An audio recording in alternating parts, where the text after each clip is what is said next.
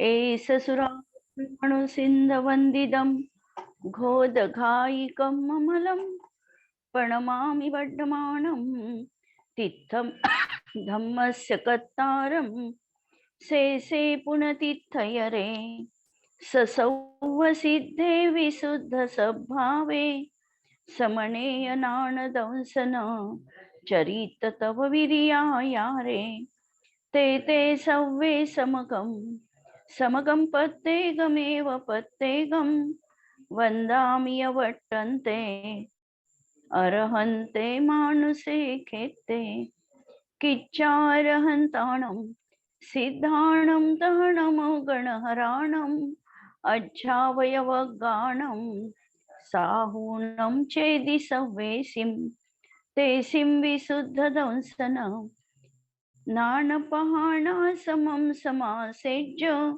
उवसंपयामि समं जत्तो निवाण संपत्ती. स्वाध्याय कक्ष संपेपर्यंत आपल्या सर्वांना चतुर्विध आहाराचा त्याग असणार आहे. अंतिम शासन नायक 1008 भगवान महावीर स्वामी की जय. द्वादशांग श्रुत देवी की जय. प्रवचन सार ग्रंथामध्ये आपण ज्ञेय तत्व प्रज्ञापन अधिकारात आणि त्यामध्ये विशेष द्रव्य वर्णन आपण बघतो आहे आणि पुद्गल द्रव्याचे गुणधर्म सांगताना स्पर्श रस गंध वर्ण हे गुणधर्म सांगितले.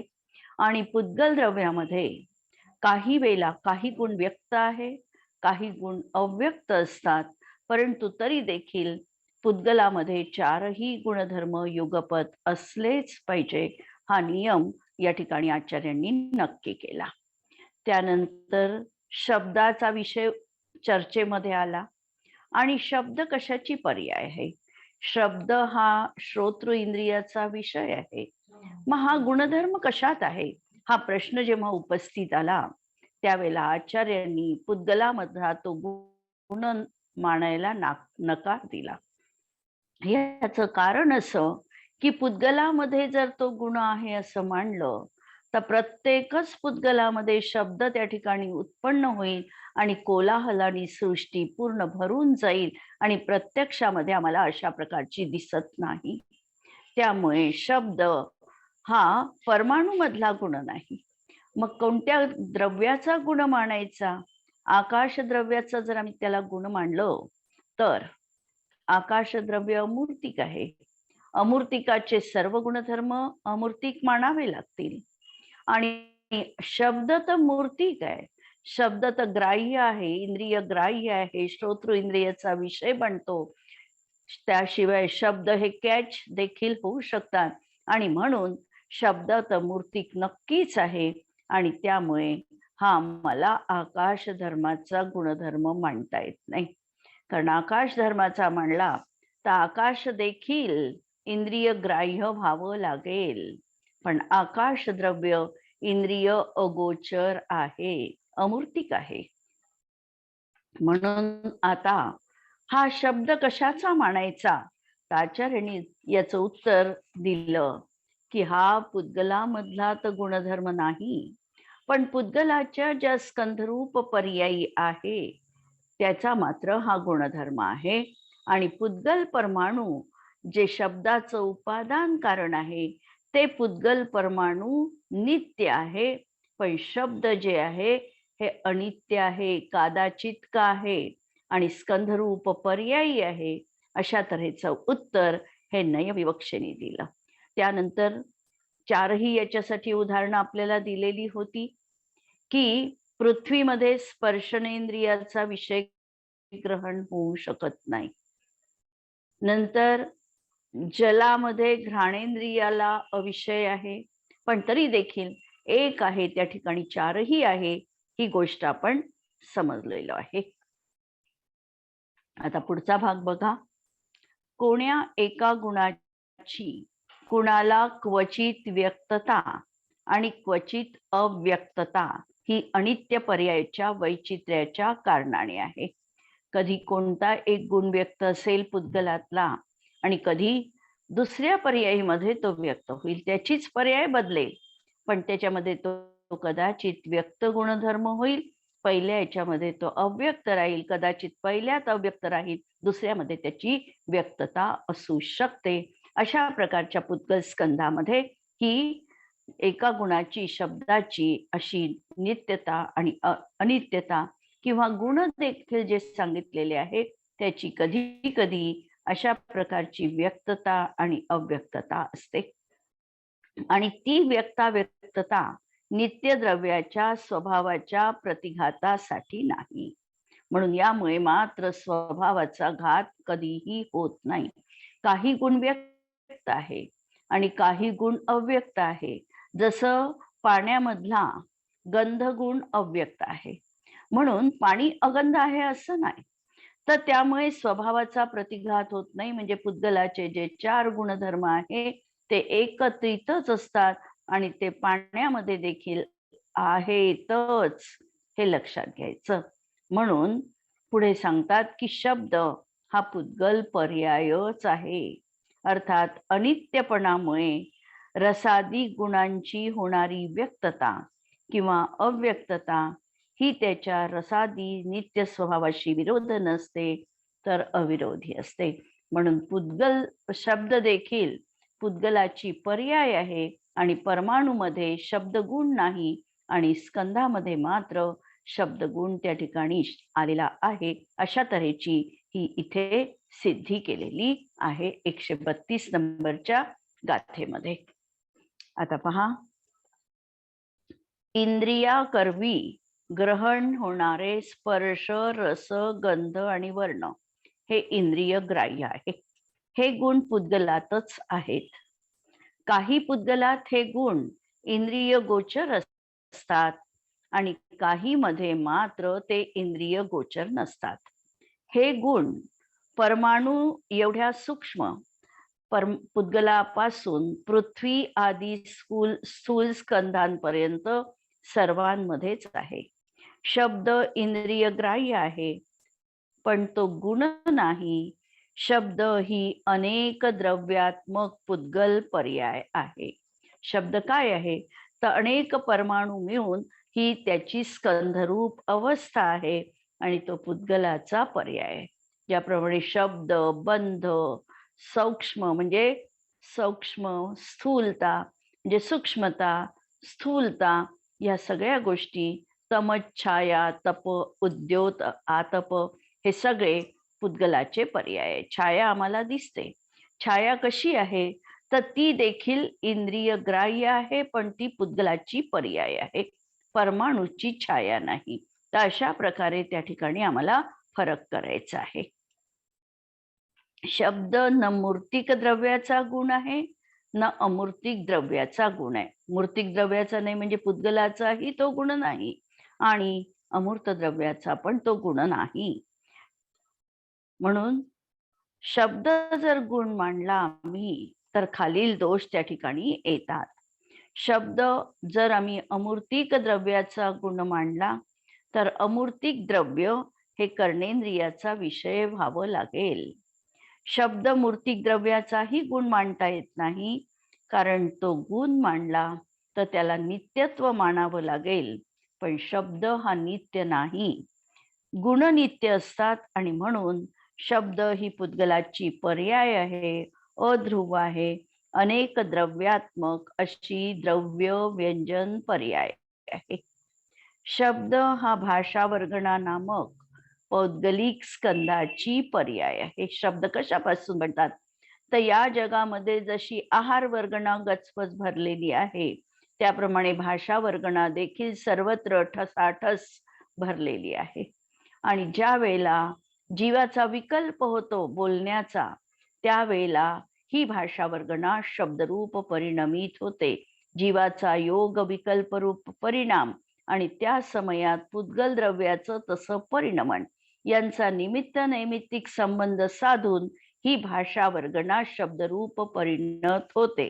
म्हणून शब्द हा पौद्गलिक स्कंधाची पर्याय आहे. शब्दाचे उपादान असलेले पुद्गल द्रव्य ते मात्र नित्य आहे. शब्द कर्णेंद्रियाचा विषय आहे. पाण्यामध्ये गंध, अग्नीमध्ये रस, गंध, वायूमध्ये गंध रस वर्ण व्यक्त नसले तरीही त्या प्रत्येकामध्ये चारही गुण आहेतच. अव्यक्त भाव आहे याचाच अर्थ दुसऱ्या पर्यायीमध्ये ते भाव व्यक्त होऊ शकतात. पर्यायी व्यक्त किंवा अव्यक्त असतील, पण द्रव्य मात्र नित्यच आहे. स्पर्शादी चतुष्टय सर्वच पुद्गलात आहे. परमाणुत स्पर्शादी चतुष्टय अतिंद्रिय ज्ञानगम्य, अनुमानगम्य आणि आगमगम्य आहे. हे वाक्य अत्यंत महत्वाचं आहे की परमाणु आहे. परमाणु हा अतिसूक्ष्म द्रव्य आहे आणि या परमाणुमध्ये हे जे स्पर्शादी 4 गुण आहे किंवा 5 गुण आहे, 2 स्पर्शाचे, एक गंधाचा, एक वर्णाचा आणि एक रसाचा. तर हे अतिंद्रिय ज्ञानाचा, केवल ज्ञानाचा विषय बनू शकतो किंवा अवधी ज्ञानी मुनी देखील किंवा मनपर्यय ज्ञानी मुनी देखील त्यांचे गुणधर्म जाणू शकतात. म्हणून अतिंद्रिय ज्ञानगम्य किंवा अनुमानगम्य, आम्ही अनुमानाने जाणू शकतो. परमाणूमध्ये असलं पाहिजे, कारण त्याची जी स्कंधरूप पर्याय झालेली आहे त्यामध्ये जर हे 4 गुणधर्म आहे तर त्याचं उपादान कारण असणाऱ्या परमाणूमध्ये देखील हे गुण असले पाहिजे असं अनुमानाने देखील जाणता येतं. आणि तिसरं आगम प्रामाण्य, कारण दिव्य ध्वनीमध्ये जे झळकलेलं आहे, तीर्थंकरांनी जे प्रत्यक्ष बघितलेलं आहे तेच हे जिनागम, आगम आमच्या समोर उपस्थित आहे. आप्तांनी सांगितलेले, गणधरांनी गुंथलेले आणि मुनींनी वर्णन केलेले, अशा प्रकारे आगम. आणि हे आगमगम्य असू शकतं. परमाणु आगमामध्ये परमाणूचं प्रतिपादन आलेलं आहे. कोणताही ग्रंथ जर आम्ही उघडला, तो पंचास्तिकाय संग्रह ग्रंथ असेल, तत्वार्थ सूत्र असेल, तत्वार्थ सूत्रामध्ये देखील 5व्या अध्यायामध्ये अशा प्रकारे अजीव द्रव्यामध्ये पुद्गल द्रव्याचं आणि बाकीच्याही द्रव्यांचं वर्णन केलेलं आहे. पुद्गलाचेही विशेष रीतीने वर्णन केलेले आहे आणि म्हणून हे पुद्गल द्रव्य अतिंद्रिय ज्ञानगम्य आहे, अनुमानगम्य आहे आणि आगमगम्य आहे. परमाणु शब्द ही पुद्गलाची विभाव पर्याय आहे. शब्द भाषात्मक, अभाषात्मक, वैश्विकी आदी अनेक भेदरूप देखील असतात. अशा प्रकारे शब्दांविषयीची चर्चा या गाथेमध्ये अतिविस्तृत रीतीने आचार्यांनी केलेली आहे. या गाथेला जर आमच्या जीवनामध्ये प्रयोगात्मक रीतीने आम्हाला बद्ध करायचं असेल किंवा बघायचं असेल की ही गाथा आमच्या जीवनात कशा प्रकारे आम्हाला परिणाम करू शकते, त्यावेळेला लक्षात एक घ्यायचं आहे की आम्ही जे बोलतो आहे हे आमचं बोलणं देखील ही भाषा वर्गणा शब्दरूप परिणमत होत आहे. म्हणजे भाषा वर्गणात्मक अनेक पुद्गल पर्याय रूप शब्द ह्यापासून उपयोग हटवून, आणि आम्हाला याच्यामध्ये उपयोग लावायचा नाही, कारण शब्द हे शेवटी पर्याय आहे, कादाचित आहे, अनित्य आहे, भाषा वर्गणा रूप परिणत झाल्यामुळे पौद्गलिक आहे. भाषेच्या माध्यमातून जरी आम्हाला असं वाटतं की आम्ही दुसऱ्या व्यक्तीला सांगू शकतो, संभाषण सुरू ठेवू शकतो, तरी देखील शब्दाला अतिमर्यादा आहे. शब्द अतिशय काटेकोरपणे वापरावे लागतात.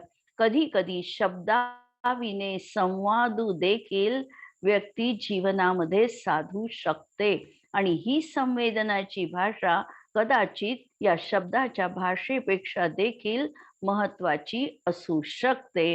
म्हणून शब्दाला अवास्तव महत्व किंवा शब्दांचं स्तोम किंवा अति उत्कृष्टता ही शब्दांच्या माध्यमातून आम्हाला न करता आमच्या भावश्रुत ज्ञानाने, द्रव्यश्रुत आमच्या जवळ किती आहे हे महत्वाचं नाही, आमच्याजवळ भावश्रुत ज्ञान, स्वपरभाव भासनापूर्वक असणारं ज्ञान हे आमच्या जीवनात कार्यकारी आहे.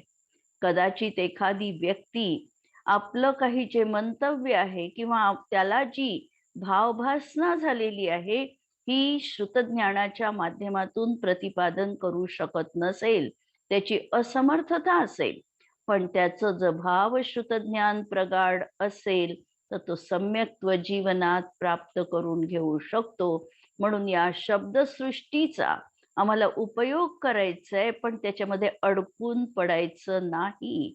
शब्दाला देखील आम्हाला शेवटी विराम द्यावा लागेल, तेव्हाच आमच्या अशब्दमय आत्म्याचा अनुभव जीवनात होऊ शकतो. शब्द ही पुद्गलाची पर्याय आहे शेवटी, आणि ती आम्हाला केवळ ज्ञेय आहे. स्थिर, शांत, निश्चल उपयोग ठेवण्यासाठी दृश्य आणि अदृश्य अशा सर्व पुद्गल राशीपासून उपयोग हटवून आमच्या चिद्ब्रह्मामध्ये, आत्मतत्वामध्ये आम्हाला उपयोग लावायचा आहे. आणि आचार्यांनी शब्दांची एवढी चर्चा का केली, हाही एक महत्वाचा प्रश्न आहे. याचं उत्तरही आम्हाला थोडं तर्काने किंवा अनुमानाने देता येईल. कारण अज्ञानी जीव हा शब्दांचा करता मी आहे असं मानतो. माझी भाषा किती सुंदर आहे, मी किती सुंदर बोलू शकतो, मी दुसऱ्यांना किती चांगल्या रीतीने सांगू शकतो, अशा शब्दांचा देखील जीवनात अहंकार असू शकतो. वास्तविकतः भाषा वर्गणा ही शब्दरूप परिणमते. आणि तरी देखील शब्दाला का समजायचं, तर आम्हाला या शब्दांच्याच माध्यमातून आत्मतत्वाचा बोध होऊ शकतो. जर आम्ही या शब्दांनाही पहिल्या भूमिकेत सोडून दिलं तर आम्हाला खऱ्या अर्थाने आत्माही समजणार नाही. म्हणजे शस्त्र हे असं दुधारी आहे की आम्हाला शब्दांचा तर उपयोग करायचा पहिल्या पार्श्वभूमीवर, पण या शब्दाच्या अतीत अशब्दमय अशी आत्म्याची दुनिया आहे, आणि या दुनियेमध्ये आम्हाला प्रवेश करायचा आहे. याच्यासाठी प्रथमतः हस्तावलंबन रूप शब्दांचं माध्यम गरजेचं आहे, पण आत्म्याच्या अनुभूतीसाठी शब्दाची सृष्टी देखील संपुष्टात यावी लागते. किंवा दुसरी गोष्ट, आम्ही निंदा, प्रशंसा अशा शब्दांमुळे प्रभावित होतो. कोणी निंदेचे शब्द जर उच्चारले तर आमच्या अंतरंगात द्वेषाची ठिणगी उसळते. कुणी स्तवन स्तुती केली की आम्ही आल्हादित होतो. असे हे शब्द निरंतर आम्हाला प्रभावित करत असतात. या गाथेच्या माध्यमातून हे समजायचंय की आत्मा या शब्दांनी प्रभावित होऊ नये. आत्मा अशब्दमय आहे. निंदेची शब्द किंवा स्तुतीची शब्द आत्म्यासाठी अप्रभावनीय असावे, हा बोध या गाथेच्या माध्यमातून जीवनात घ्यायचा आहे.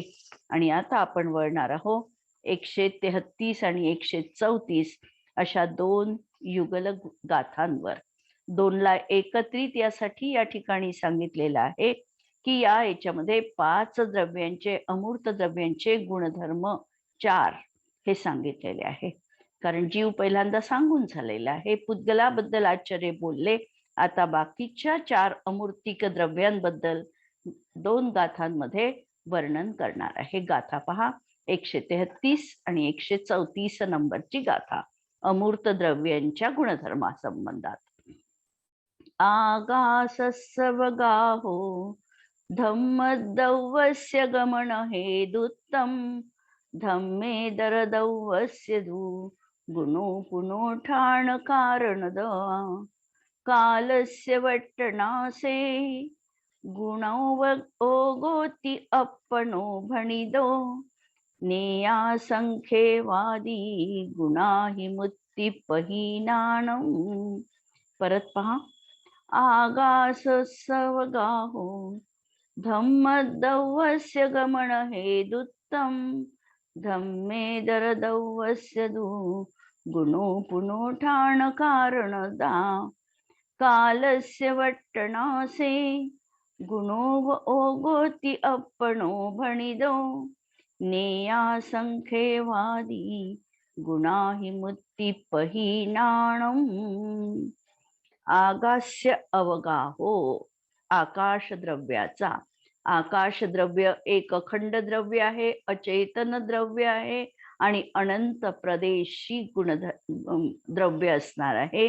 आणि आकाश द्रव्याचा असाधारण गुण कोणता? हे तर साधारण गुण झाले समजा, अमूर्तिकत्व वगैरे, परंतु त्याचा असाधारण गुणधर्म हा अवगाहन हेतुत्व. सर्व द्रव्यांना राहण्यासाठी अवगाह देणं हा आकाश द्रव्याचा असाधारण गुणधर्म. धम्मद्रव्यस्य गमन हेतुत्वम, धर्मद्रव्याचा गती हेतुत्व. धर्मद्रव्याची व्याख्या बघितलेली होती आपण, की जे द्रव्य स्थितीपूर्वक गमन करण्यामध्ये जीव आणि पुद्गलांना एकाच वेळी युगपत उद्युक्त अशा जीव आणि पुद्गलांना एकाच वेळी गमन करण्यामध्ये सहकारी कारण होते, त्याला आम्ही धर्मद्रव्य म्हटलेलं होतं. आणि गती हेतुत्व म्हणजे साधारण चालण्यासाठी सहकारी निमित्त पडणं, याला गती हेतुत्वपणा हा धर्मद्रव्याचा असाधारण गुणधर्म आहे. दुपुनो धम्मेदर द्रव्यस्य, आणि अधर्म द्रव्याचा इतर धर्मापेक्षा वेगळ्या द्रव्याचा म्हणजेच अधर्म द्रव्याचा स्थिती कारणता हा गुणधर्म आहे. विशेष त्याचा असाधारण गुण की थांबण्यासाठी सहकारी करणं. कालस्य वर्तनाजे, कालद्रव्याचा वर्तना परिणमनशीलता हा कालधर्माचा गुणधर्म आहे. आणि अप्पणो ओगोती गुणो, आत्म्याचा उपयोग हा गुण सांगितलेला आहे. आणि मुत्तिपहीनानम संख्येवादी गुणानेया, आणि मूर्तीरहित असं अरूपी द्रव्याचं हे संक्षेपाने संख्येवादी संक्षेपाने विशेष गुण समजावे. म्हणजे 5 द्रव्य अमूर्तिक आहे आणि या 5ही अमूर्तिक द्रव्यांचा असाधारण गुण या 2 गाथांमधून आचार्यांनी प्रस्तुत केलेला आहे. टीका. युगपत सर्व द्रव्यांना साधारण अवगाहमध्ये हेतुत्व हा आकाश द्रव्याचा विशेष गुण आहे. 3ऱ्या-4थ्या भागामध्ये आपण ह्या गोष्टी आपल्याला माहिती आहे आणि सर्वसाधारण गोष्टी या ठिकाणी आचार्य सांगत आहे. गती परिणमनशील सर्व जीव पुद्गलांना युगपत गमन हेतुत्व हा धर्मद्रव्याचा विशेष गुण आहे. याचं उदाहरण आपण पाहिलं होतं की माशाला जसं पाणी सहकारी कारण आहे, किंवा रेल्वेची पटरी हे रेल्वे चालण्यासाठी साधारण हेतुत्व आहे. स्थिती परिणमनशील जीव पुद्गलांना युगपत स्थिती हेतुत्व हा अधर्मद्रव्याचा विशेष गुण आहे. जसं वाटसरूला छाया हा त्या ठिकाणी असाधारण गुणधर्म सांगितला. संपूर्ण अविशिष्ट द्रव्यांना प्रत्येक पर्यायांमध्ये समयरूप परिणतीमध्ये हेतुत्व हा कालद्रव्याचा विशेष गुण आहे. सर्व द्रव्यांना म्हणजे 6 द्रव्यांसाठी जे निमित्त कारण पडणार आहे त्यासाठी कालद्रव्य हे त्या ठिकाणी विशेष हेतू आहे परिणमनतेसाठी. आणि चैतन्य परिणाम हा जीवाचा विशेष गुण आहे. याप्रमाणे संक्षेपाने अमूर्त द्रव्याच्या विशेष गुणांच्या अधिगमामध्ये ते त्यांचे ज्ञान झाले असताना त्यावरून त्या अमूर्त द्रव्याची ओळख होण्यात बोधचिन्ह किंवा गमक साधन प्राप्त होते. म्हणजे अमूर्तिक द्रव्य तर आम्हाला डोळ्यांनी दिसू शकत नाही. जसं पुद्गल द्रव्य दिसतं तसं ही 5 द्रव्य आम्हाला दिसणार नाही, इंद्रिय ग्राह्य नाही. परंतु त्यांच्या लक्षणावरून किंवा त्यांच्या विशिष्ट हेतूच्या माध्यमातून किंवा अनुमानाच्या माध्यमातून किंवा आगम ज्ञानाच्या माध्यमातून आम्हाला या 5 द्रव्यांचं अस्तित्व त्या ठिकाणी मान्य करावं लागतं. अशा तऱ्हेने या विशेष गुणांच्या अधिगमावरून म्हणजे चालण्यामध्ये आम्ही एका ठिकाणाहून दुसऱ्या ठिकाणी जाऊ शकतो. आमची क्रियावती शक्ती हे आमच्यासाठी उपादान कारण तर आहेच, प्रश्नच नाही. पण यामध्ये बाह्य निमित्त कारण देखील काहीतरी असलं पाहिजे. या अधिगमावरून या अनुमानावरून धर्मद्रव्याचं अस्तित्व आम्हाला स्वीकारावं लागतं. जर आम्ही धर्मद्रव्याचंच केवळ अस्तित्व मांडलं तर एखादी वस्तू जर गमन करत आहे तर ती सतत गमनच करत राहील तिला स्थिर कुठेही राहता येणार नाही. आणि म्हणून असं गतिपूर्वक स्थिर राहण्यासाठी देखील कोणतं ना कोणतं तरी बाह्य माध्यम असावं. आणि म्हणून अधर्मद्रव्याचा देखील आम्हाला स्वीकार करावा लागतो. आमचं साधं आम्ही शरीराचं उदाहरण घेतलं. लक्षात घ्यायचं, आमचं शरीर औदारिक शरीर आहे आणि या औदारिक शरीरामध्ये आमच्या शरीरातच काही गोष्टी अशा आहे ज्या स्थिर रूपाच्या आहे आणि काही अस्थिर रूपाच्या आहे. जसं आमचं रक्त प्रवाह आहे, हा रक्त प्रवाह सतत प्रवाहशील आहे आणि या रक्ताच्या प्रवाहामध्ये जर कुणाची हेतुता असेल, याच्यामध्ये जर निमित्तता कशाची असेल तर ती धर्मद्रव्याची आहे. आणि याच आमच्या शरीरामध्ये हाडं वगैरे असे काही आहेत की जे स्थिर आहे. जर समजा त्या हाडांमध्ये गती हेतुता असती तर काय झालं असतं, विचार करा, कल्पना करा. थोडंसंही हाड जर इकडे तिकडे सरकलं तर आमचं फ्रॅक्चर आहे, आम्ही चालू शकत नाही, आमचा हात स्टेबल राहू शकत नाही. आमच्या शरीरामध्ये जी हाडांची संरचना आहे, पाठीचे मणके असो किंवा अजून काही असो, यामधले जे हाडं आहे हे स्थिर आहे. आणि हे स्थिर राहण्यामध्ये हेतू कुणाचा, तर अधर्मद्रव्य त्या ठिकाणी हेतू आहे. म्हणजे एका ठिकाणी स्थिर राहण्यासाठी अधर्मद्रव्याची हेतुता आहे आणि चलन हलनचलन होण्यासाठी त्या धर्मद्रव्याची बाह्य हेतुता आहे. उपादान कारणाच्या अपेक्षेने बघितलं तर उपादान कारण स्वतःचं प्रत्येक द्रव्यात स्वतः आहे. जसं आपण म्हटलं की आम्हीच क्रियावती शक्तीने एका ठिकाणाहून दुसऱ्या ठिकाणी गमन करू शकतो आणि अशी क्रियावती शक्ती केवळ जीव आणि पुद्गलात आहे. म्हणजे स्वतःचं उपादान आणि बाह्य निमित्त कारण धर्मद्रव्याचं.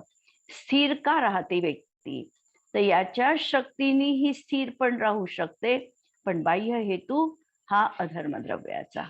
त्याप्रमाणे परिणमण्यामध्ये सुद्धा परिणमन तर याचं स्वतःच्या उपादानगत योग्यतेने त्याच्या द्रव्यत्व गुणामुळे होत आहे आणि त्यामध्ये बाह्य निमित्त कारण हे कालद्रव्याचं पडलेलं आहे.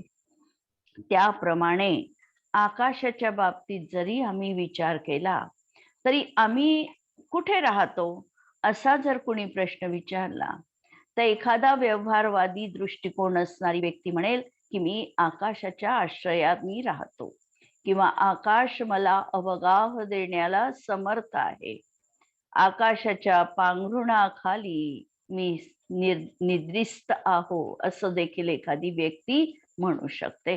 आकाशावर अवगाहन हेतुत्व त्यांनी मान्य केलं. एखादी थोडी सुबुद्ध ज्ञानी व्यक्ती असेल, निश्चयवादी असेल, तर ती म्हणेल की मी माझ्याच स्वक्षेत्रामध्ये राहतो, माझे जे आत्म्याचे असंख्यात प्रदेश आहे हेच माझं स्वक्षेत्र आहे आणि मी इथेच राहतो. अनेक उत्तर मी कुठे राहतो याचं असू शकतं.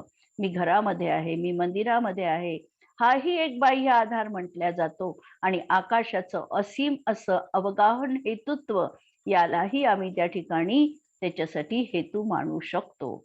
आणि आम्ही आमच्या आत्म्याच्याच प्रदेशात आहे हे निश्चय नयाने देखील आम्हाला सांगता येऊ शकतं आणि असं म्हणणं हे देखील गैर नाही.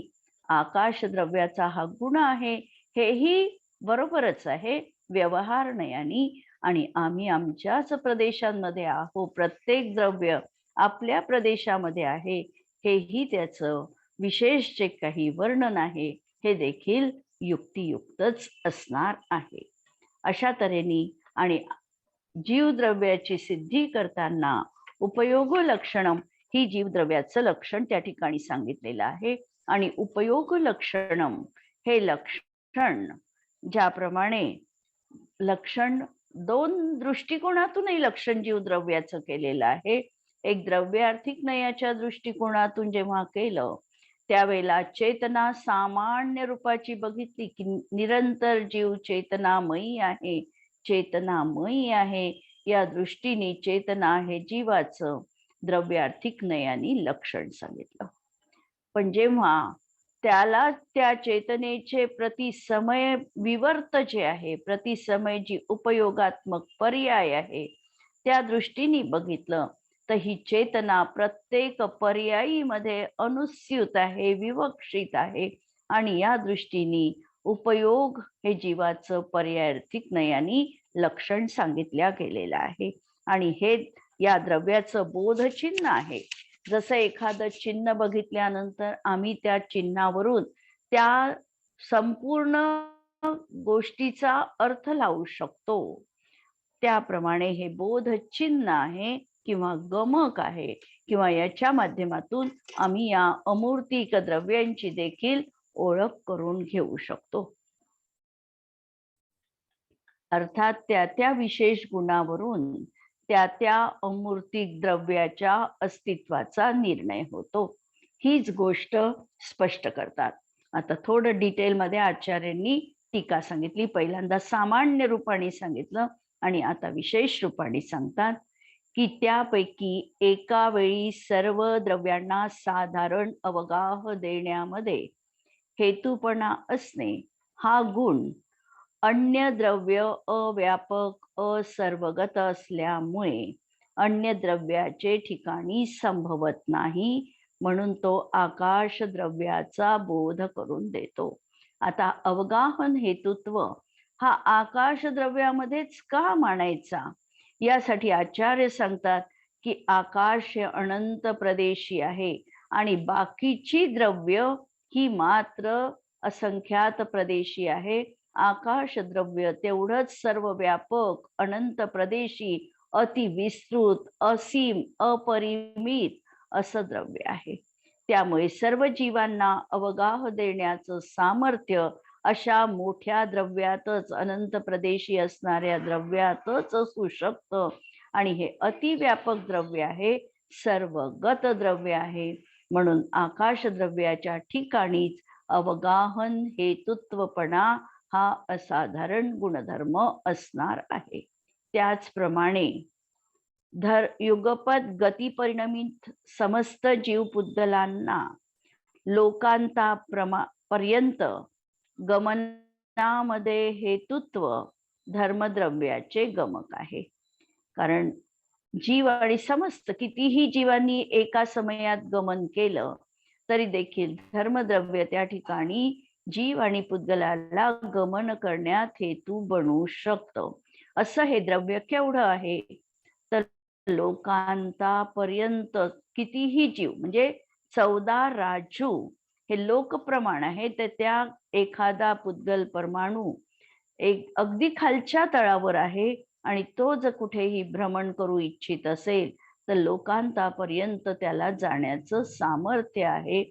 लोकांतापर्यंत, ऊर्ध्वलोकाच्या अंतिम क्षेत्रापर्यंत कुठेही जाण्यासाठी धर्मद्रव्याचं सामर्थ्य त्या ठिकाणी असणार आहे.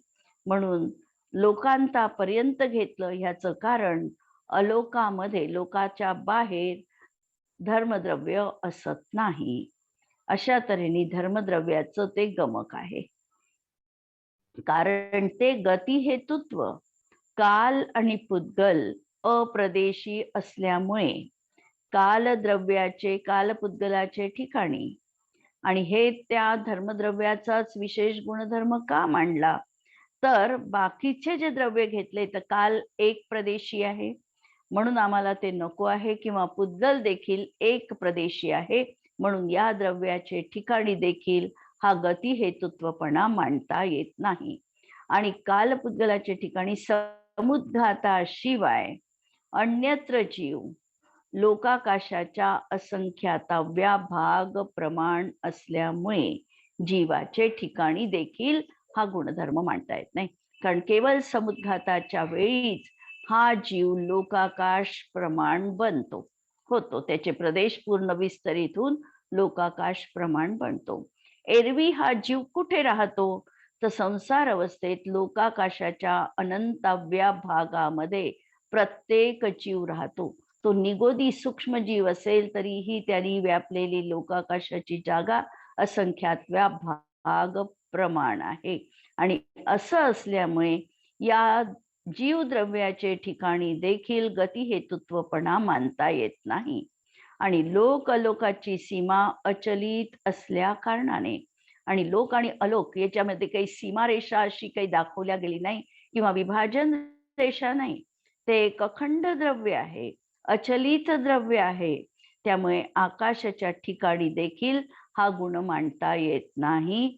आणि विरुद्ध स्थितीरूप कार्यात हेतू असल्याने अधर्मद्रव्याच्या ठिकाणी देखील गती हेतुत्व गुणधर्म मांडता येत नाही. या सगळ्या गोष्टींवरून असं हे जे द्रव्य आहे ते धर्म द्रव्यच आहे हे अनुमानांती आचार्यांनी इथे सिद्ध केलेलं आहे.